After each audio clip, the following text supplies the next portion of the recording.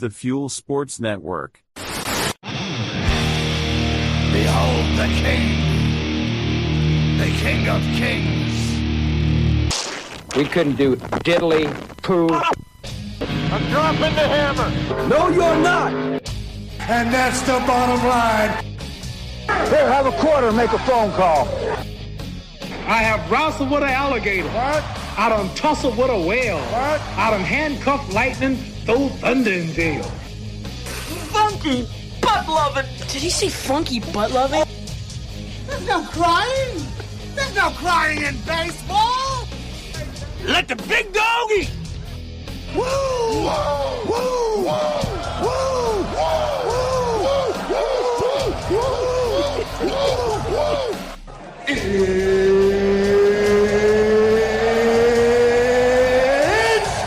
time!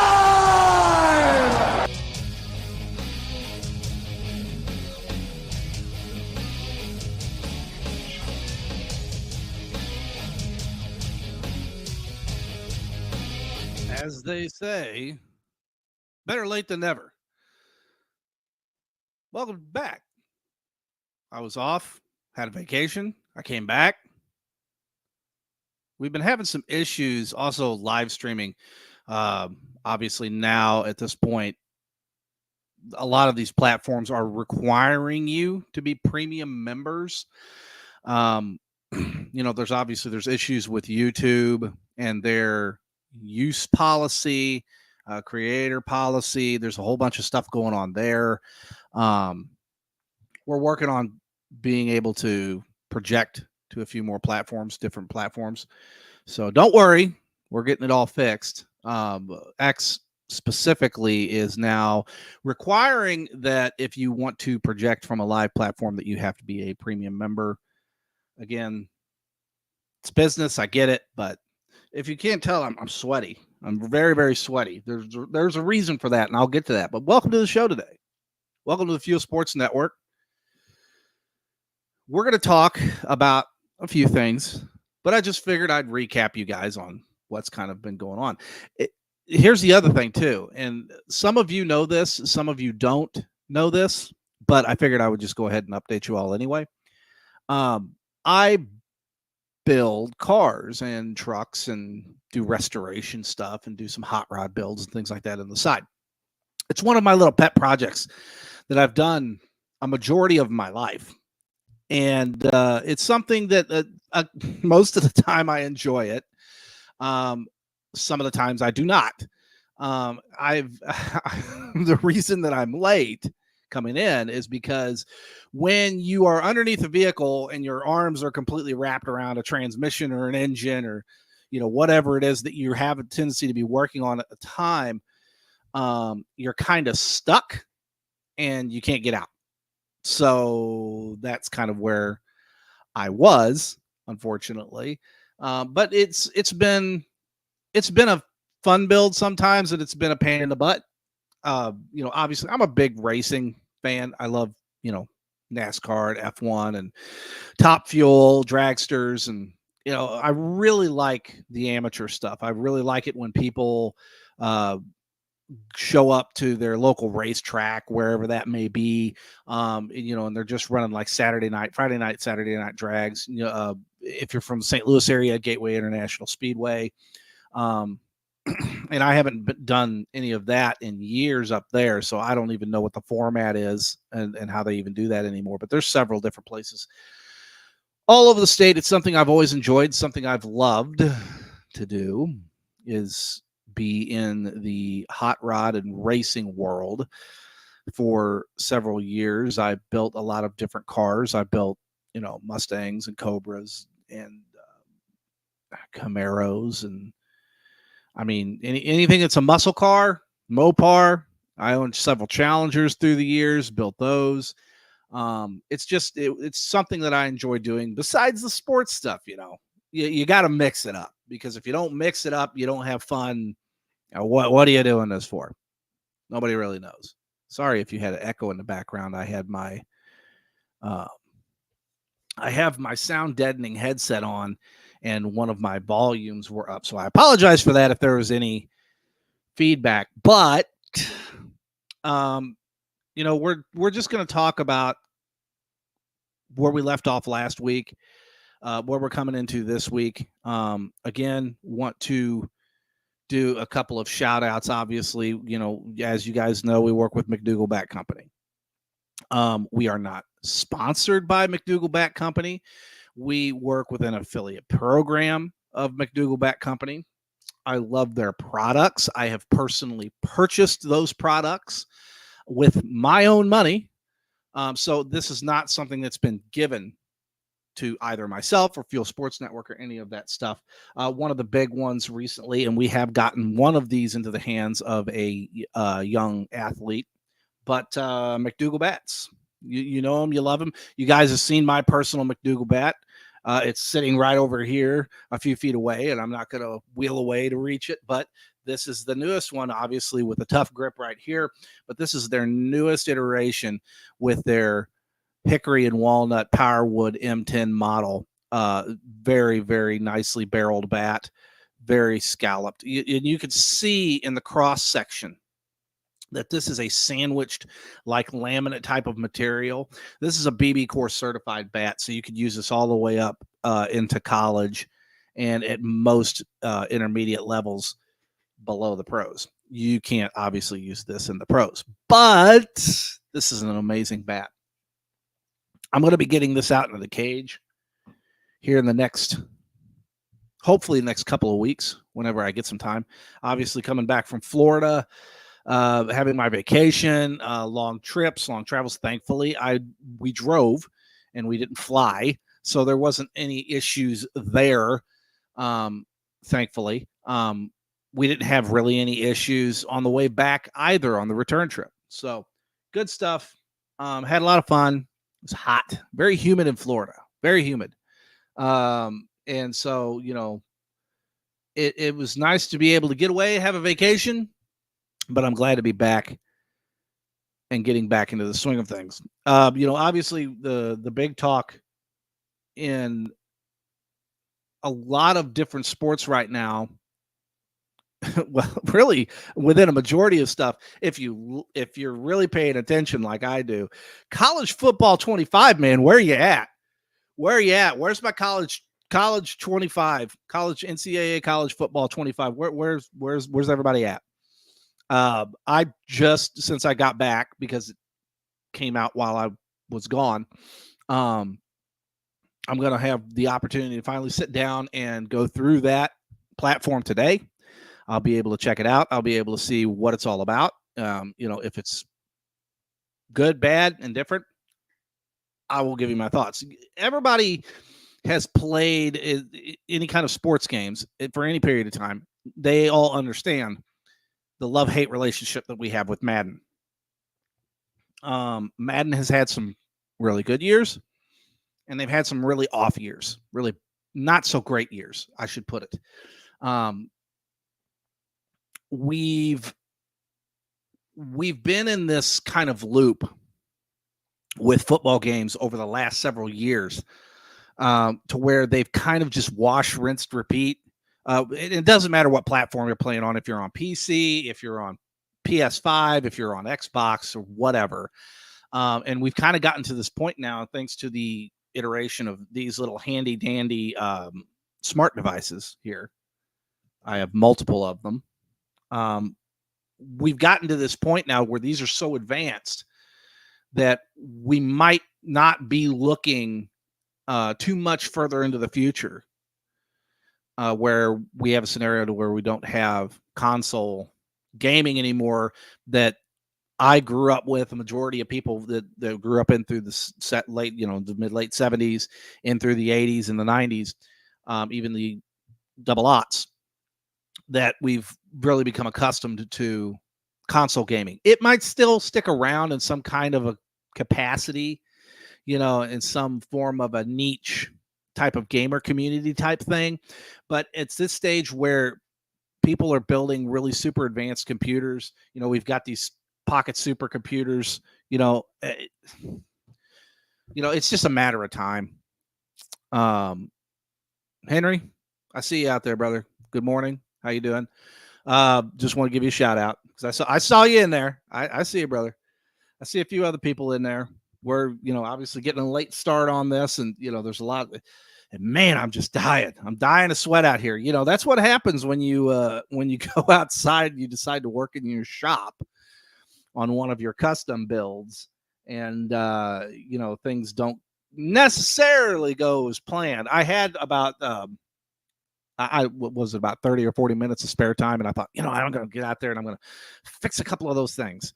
And it didn't work out the way that I wanted to, and I kind of got stuck. And then I had myself in quite the hairy situation where I had to address it and I had to fix it.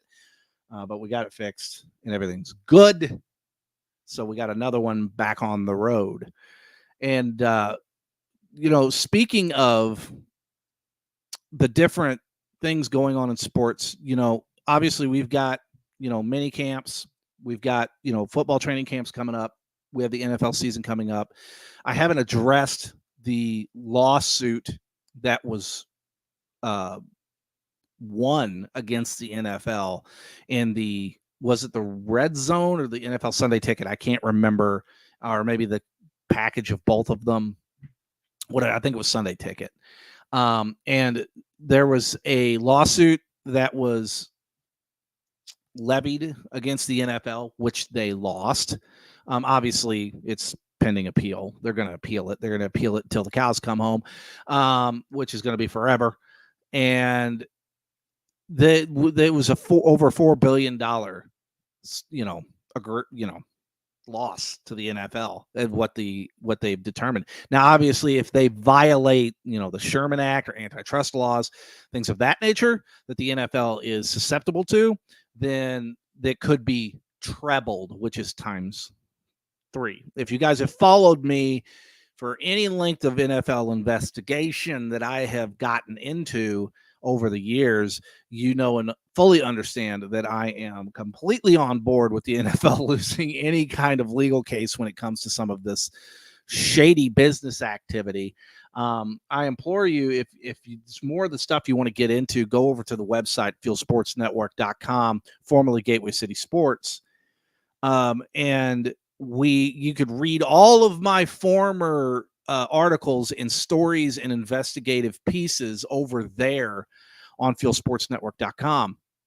And they are fairly in depth. I talk about a lot of different things, specifically the St. Louis lawsuit against the NFL, how the whole thing went down, why the Rams left LA in the first place, came to St. Louis, the Cleveland incident with what happened with the Browns. This was an NFL wide, broad spectrum thing that happened during that time frame of the great realignment, the great relocation during the mid 90s, where teams were bouncing and hopping and moving and playing musical chairs left and right. This is something that the NFL has tried to stop and slow down. Obviously, during 2015, we had the big, musical chairs with the Chargers, Raiders, and Rams, everybody rushed to get back into the LA market because like in 95, when the Raiders left LA and went back to Oakland, and the Rams left LA to went to St. Louis, and then Browns went to Baltimore, so on and so forth. You guys know all the moves. Okay, you could research them yourself, or you could read my articles on fuelsportsnetwork.com. The one thing that I would stress about all of that is that at that time in the mid 90s, there were no, streaming services. There was no NFL Sunday Ticket. There was no NFL Red Zone. There was no NFL Network. There was none of that stuff. There was ESPN. There was regular aerial analog television, local access. But there was not the things that we have today, where I can get an app and I could pay a fee and I can watch from my device every single NFL game that I want. Just depends on how much I want to pay. Obviously, with the lawsuit, with the Sunday Ticket stuff and everything else, there's obviously things are going to end up changing because it has to. They can't relegate a fan to specific teams because of blackout rules, regulations, and everything. It's the way that all of these owners have gotten their way and how they've become multi-billionaires over the last 2-3 decades. Let's not forget in 1989, when Jerry Jones bought the Dallas Cowboys, it was for a paltry 180 some odd million. What are they worth now? $7 billion, $8 billion, and he paid 188 million, somewhere in that range. These people have made billions and billions and billions of dollars off of the backs of fans. And again, if it wasn't for the fans paying it, they wouldn't be as rich as they are. But in 1995, they were making a majority of their money off of ticket sales, merchandise, and game day sales. End of discussion. It's not a conversation. Game day sales, that I don't have to go into explanations. Parking, concessions, yada, yada. Anything that you would buy or spend money at the facility.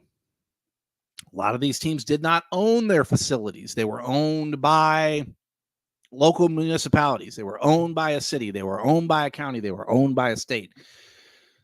That is why they were what they were in the mid-90s. Now, in the latter part of the 2000s, when obviously the NFL had cashed in on specifically, I'm narrowing this down to the St. Louis market, and sucked every last dime that they could out of that market, and had, 100% taxpayer funded stadium that they had played in for 20 years. And they had an out clause in their lease. They bounced, they left, because why? St. Louis Metro was what, 3.7, 3.8, somewhere in that vicinity, close to 4 million. Okay. Now that doesn't count the market size. That's a completely different argument to be made. But Kansas City has the Chiefs. We know this. St. Louis had the Rams at the time. Indianapolis had the Colts, Chicago Bears, so on and so forth. There really wasn't anything in Arkansas. So where were people in Arkansas rooting for besides the Razorbacks in college? They really didn't have anything else to root for. So they had to pick the nearest closest team.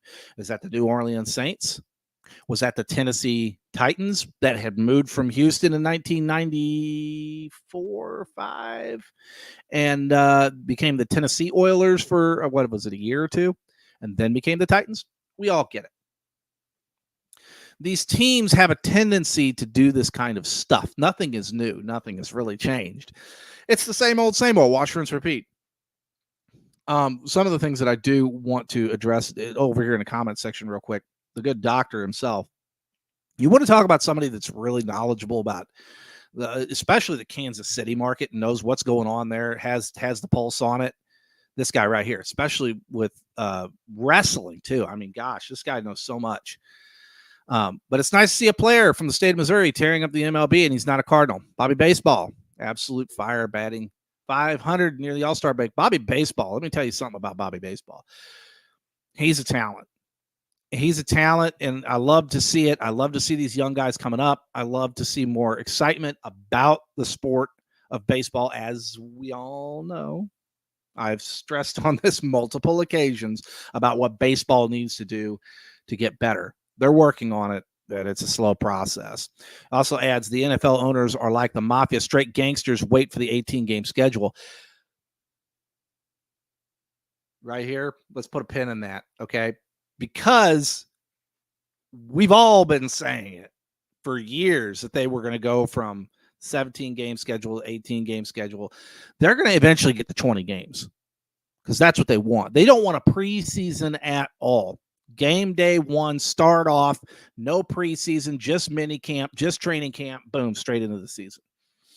And plus, it gives them the ability to add potentially a couple more teams. Plus, it gives these owners that are now buying up these municipalities' rights in these stadiums, because they're multi-billionaires, 10 times over or whatever in most cases. just look at how much money Dan Snyder made on selling the Washington Commanders, which, by the way, are going to be renamed. That's a horrid, wretched, rancid name. And the only reason he did that was just to be a butthead. That's pretty much it. Michael, obviously adds in, fans and taxpayer funded stadiums. That was one of the big major reasons in the late 80s, who started that. If you follow me, and again, read any of my stuff over on fieldsportsnetwork.com, is started by Bill Bidwill. Bill Bidwill, the former late owner of the former Chicago Cardinals, which he wasn't Chicago Cardinals. He wasn't the owner at the time, but the St. Louis Cardinals, and then eventually the Phoenix, and then Arizona Cardinals. Same deal. He was the one that started it. He's the one that got the ball rolling in that entire process. Jeremy also adds that Hunt and Chiefs will get a deal done to stay at Arrowhead. I think so too. That stadium, that facility is iconic. That area is iconic.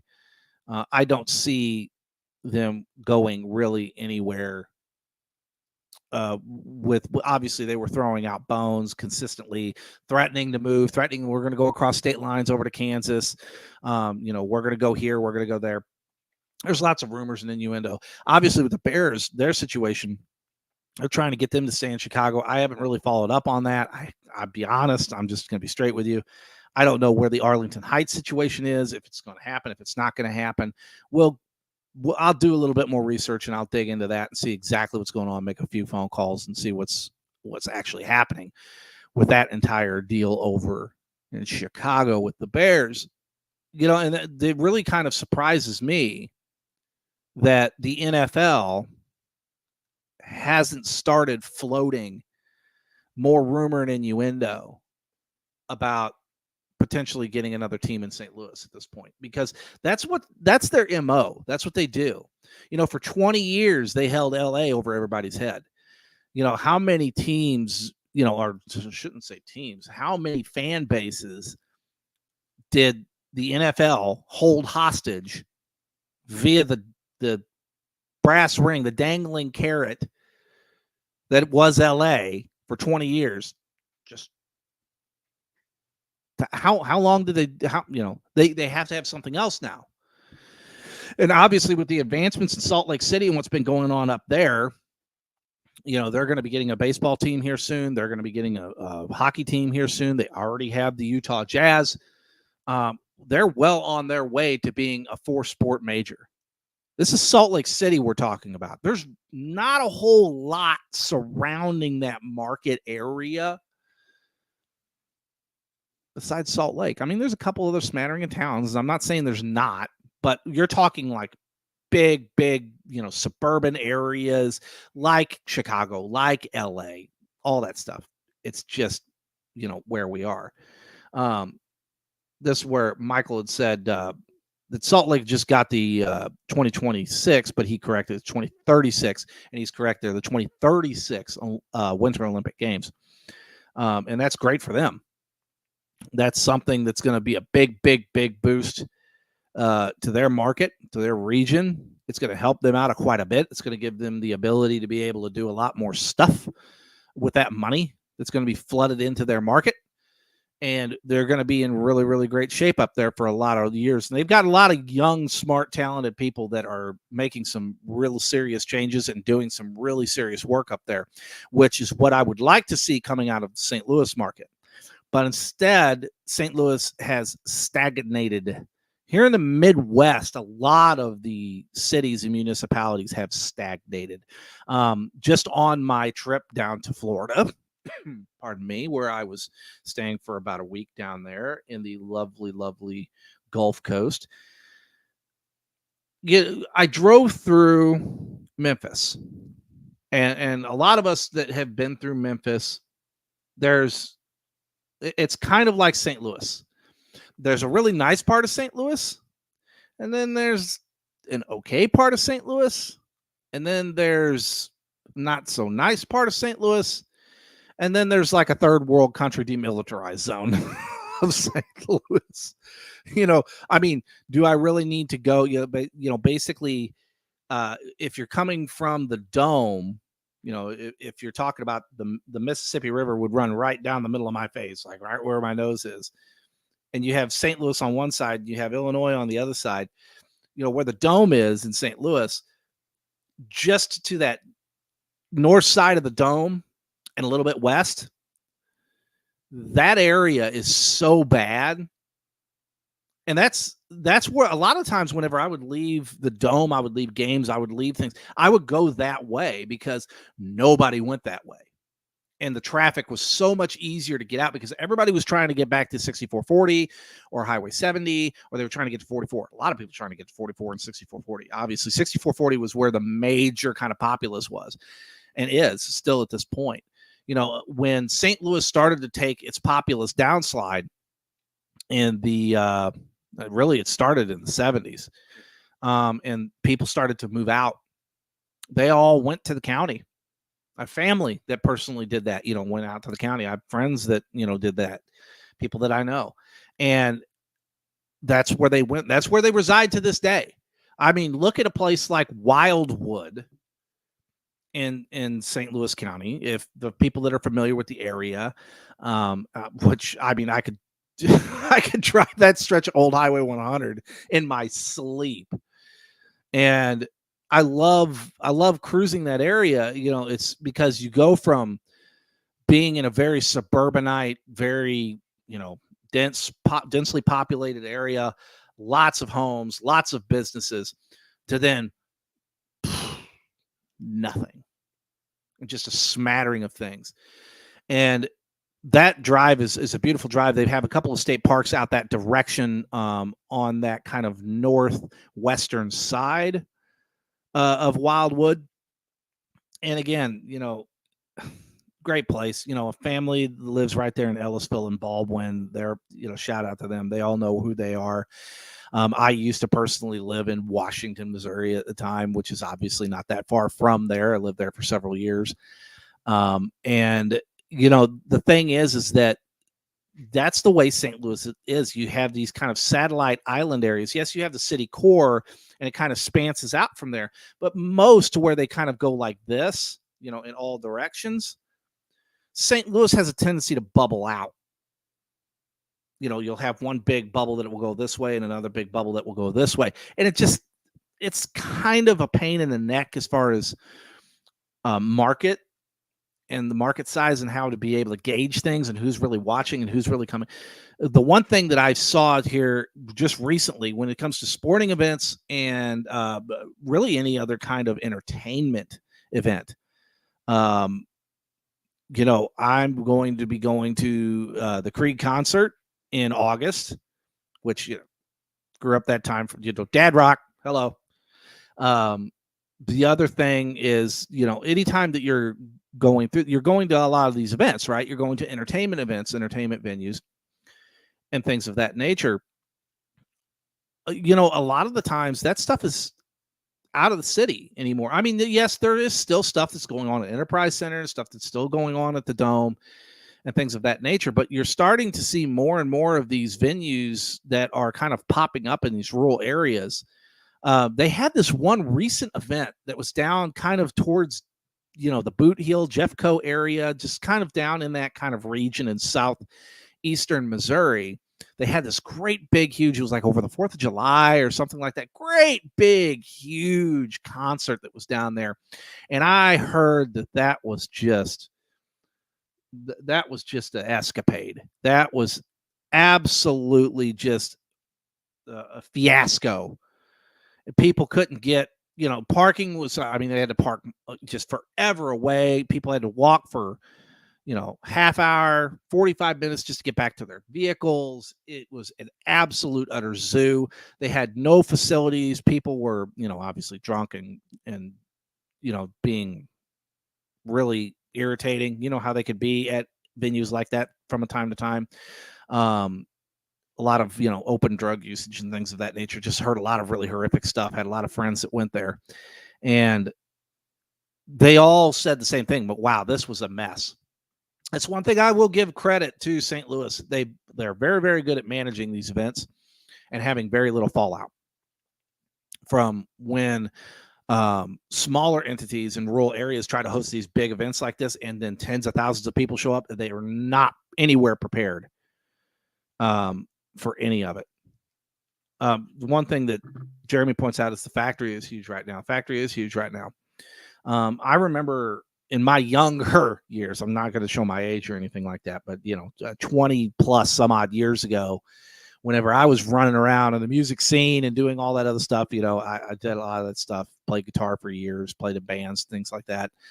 And whenever I was in the area, in the region, in the market, there were certain particular places that you would go and you thought, oh man, this place is going to blow up or it's going to explode. It's going to be a really, really big music venue or something like that. And it just never really did. A lot of the reasons as to why that happens to be is probably because of the area that they were in. They didn't have a lot of real support around the area, not a lot of restaurants, not a lot of hotels, things like that. So it was very, very difficult for those places to make it. Let's see here. No one wants to go in the city anymore. It's dangerous. I don't dispute that because there are areas. A guy that I know and have known for years,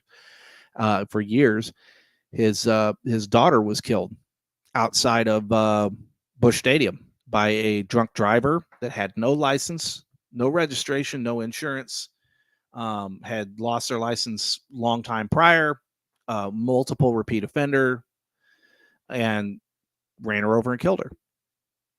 We heard about the unfortunate circumstances that happened with the softball player. All of these things are going to have to be addressed by the current sitting mayor of St. Louis, whether they like it or they do not. If you want business to come back, if you want butts to come back and people to live in the city, you're going to have to address these things. That's just the way it is. Guys, we're running overtime because I ran late and I figured I'd give you a couple extra minutes, and I did. Appreciate you guys showing up today. I appreciate it. I'm out from underneath the car.